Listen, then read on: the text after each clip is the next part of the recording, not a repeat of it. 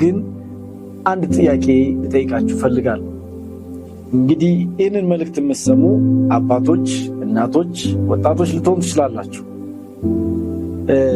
ጥያቄ ምንድነው?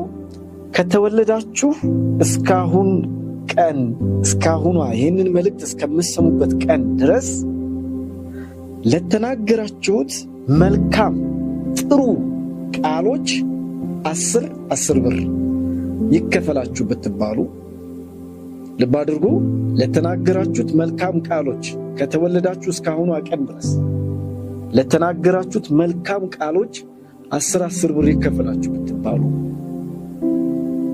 ከዛ ደግሞ ሁለተኛው ጥያቄ ልክ እንደቀድሞ ከተወለዳችሁ እስካሁን ቀን ድረስ ለተናገራችሁት መጥፎ ቃላት መጥፎ ንግግሮች ደግሞ 5 ብር ይቀነስባችሁ ብትባሉ ሀብታም የምትሆኑ ይመስላችኋል? ባለጠጋ የምትሆኑ ይመስላችኋል? ምን ይመስላችኋል?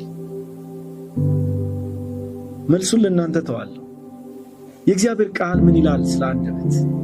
ያዕቆብ ምዕራፍ 3 ቁጥር 1 ጀምሮ ወንድሞች ሆይ ከእናንተ ብዙዎች